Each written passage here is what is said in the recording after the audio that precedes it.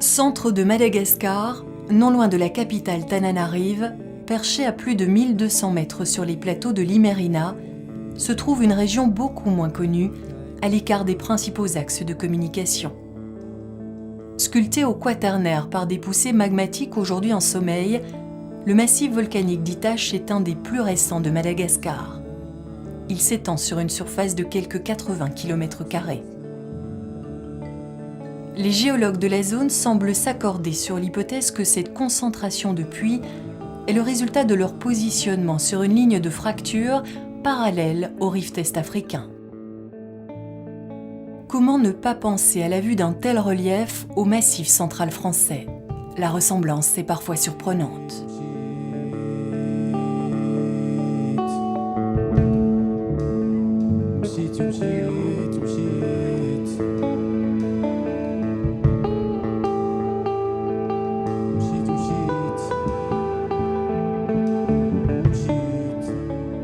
Comme son équivalent en France, ce massif malgache occupe une position centrale sur la grande île. Pour mieux matérialiser cette situation, au cœur des dômes et des cônes verdoyants, un lac occupe une immense plaine, le lac Itache. C'est là, au beau milieu des eaux, sur un piton rocheux, que l'homme a matérialisé le centre géographique de Madagascar, le Rocher de la Vierge. Jean le gardien et son fils entretiennent le site.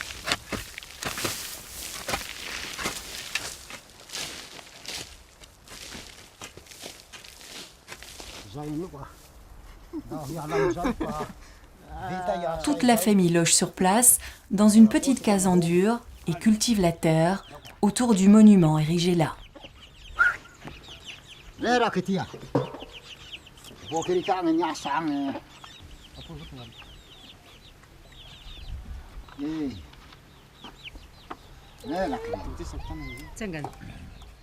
200 mètres en contrebas, le lac Itache étale ses eaux calmes, cerné par une multitude de cratères.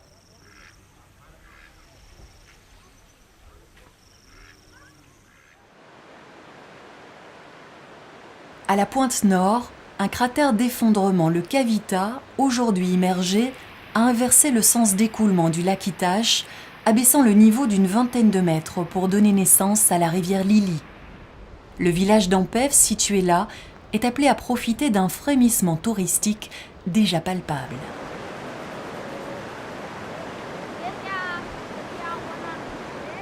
Ce cours d'eau déversoir, toute l'année alimenté, se ferait un chemin à travers les cratères endormis pour donner vie à de tumultueuses cascades au franchissement des grosses fractures de terrain sur la roche basaltique.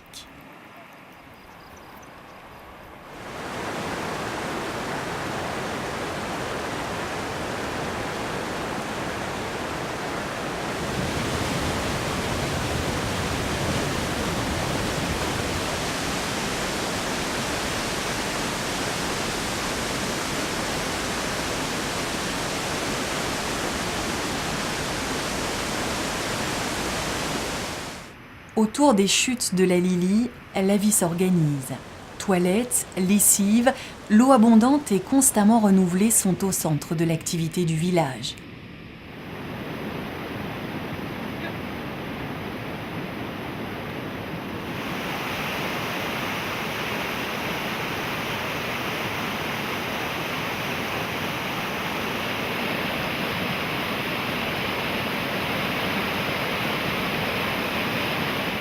Quelques visiteurs passent ici de temps à autre, mais pour les habitants du lieu, comme pour ceux de toute la région, c'est surtout de la terre qu'ils tirent la principale source de leurs revenus. Suivant les saisons, divers fruits et légumes sont acheminés vers la capitale. Distante d'à peine 130 km, Tananarive, tentaculaire métropole, engloutit la majeure partie de la production locale. La Lili continue son chemin et s'en va rouler ses eaux beaucoup plus loin pour se jeter dans le canal du Mozambique. Quelques kilomètres plus au nord, sur les bords de la rivière Massi, les autorités locales tentent d'aménager un site pour une exploitation touristique de cet endroit unique dans l'océan Indien. Un pont de pierre remplace l'ouvrage de bois précédent porté par les dernières fortes pluies. Ici, Sous l'effet de poussées gazeuses, surgissent des profondeurs des eaux d'une surprenante pureté. Ce sont les geysers du massif volcanique d'Itache. Quelques bouches débitent un flux au pH neutre, fortement chargé en carbonate de calcium et en fer.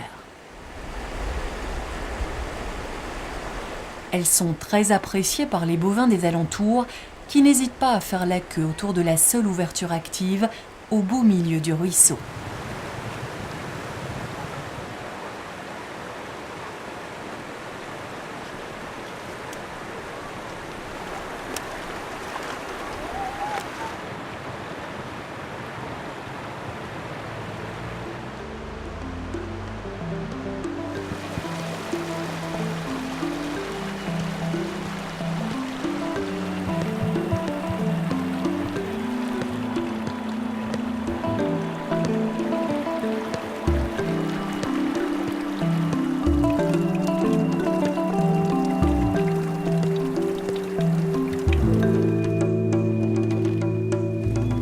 Fortement chargées en sels minéraux, les concrétions générées autour des orifices prennent des formes et des couleurs d'une surprenante beauté.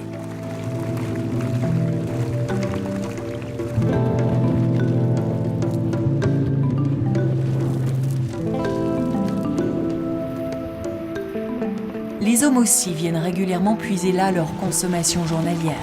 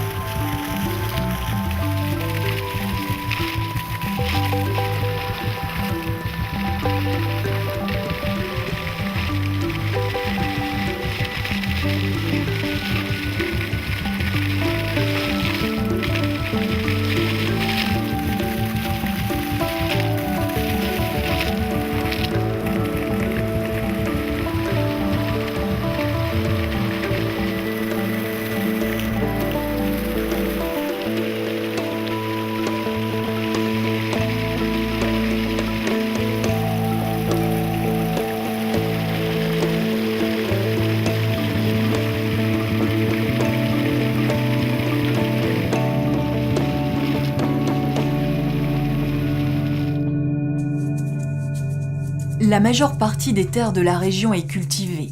Même les fortes pentes des cratères n'échappent pas à la règle. Ce matin, Naivo, Liv et Quito partent pour une journée de travail. Ces cultivateurs ont obtenu une concession à l'intérieur même d'un cratère. Souvent éloignées des villages et pas toujours d'un accès facile, ces parcelles sont néanmoins intégralement cultivées.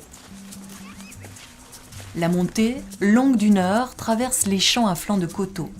Manioc, haricots, tabac, nous sommes ici très loin de la monoculture.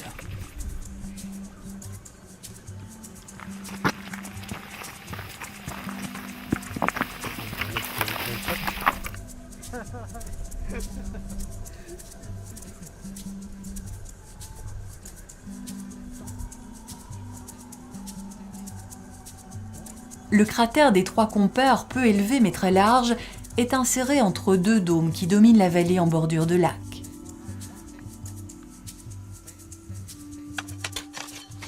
La parcelle exploitée par Liv et ses amis est petite, quelques dizaines d'arts tout au plus. Ils y ont planté du manioc.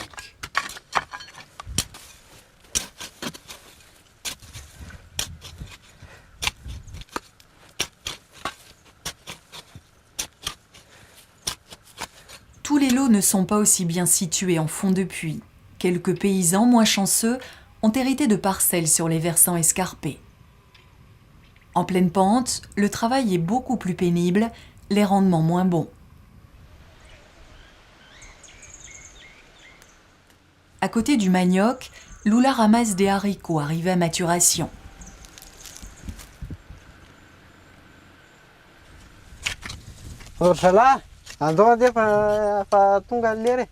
Pour Quito, il se fait tard. Le soleil descendant va laisser le cratère dans l'ombre. C'est l'heure du départ.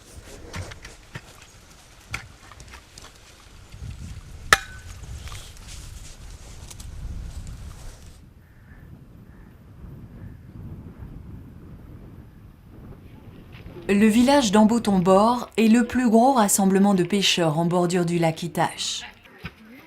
Une cinquantaine de familles vivent ici.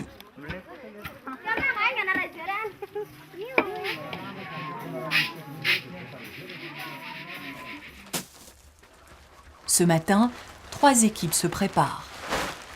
Louis et son fils Henri se sont spécialisés dans la pêche à l'épervier.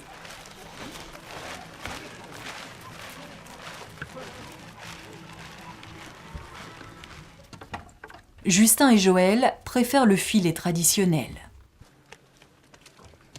Ils rejoignent le 3e équipage, composé de Fredson et Lidjet.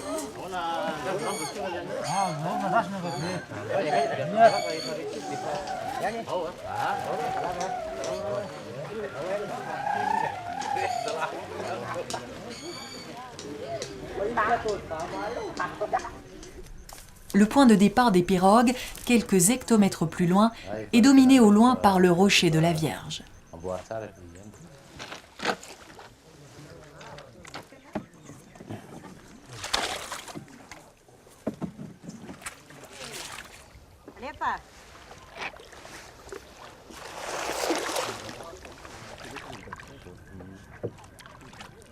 Jusqu'ici, les eaux du lac se sont montrées généreuses avec les 3000 pêcheurs recensés. Aujourd'hui, les choses ont bien changé et les pêches sont maigres.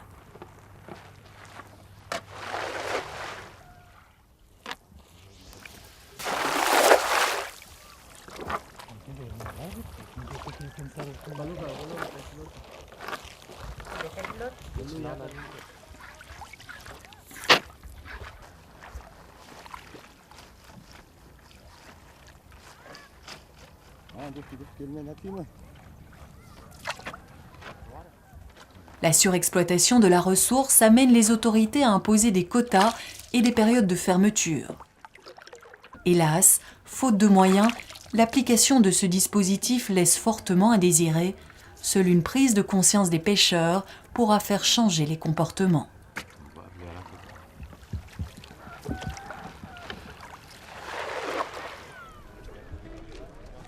À l'extrême nord du lac, un débarcadère a été aménagé en bordure de route. De partout, les pirogues convergent. Hommes et marchandises débarquent là en partance pour Tananarive.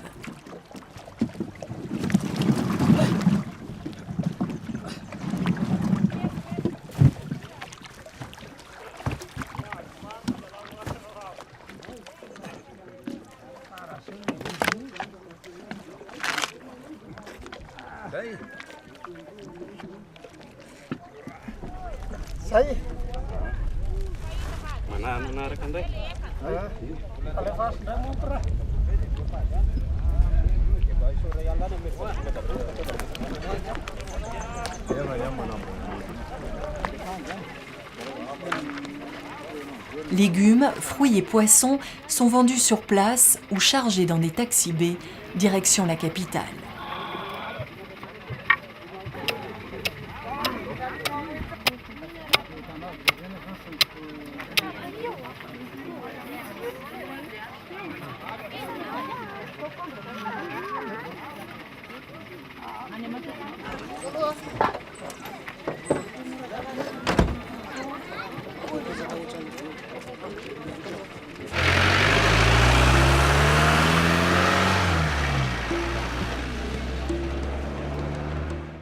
Longtemps la proie du feu, aujourd'hui dominé par l'eau, le massif volcanique d'Itache est devenu l'un des principaux greniers de Tananarive.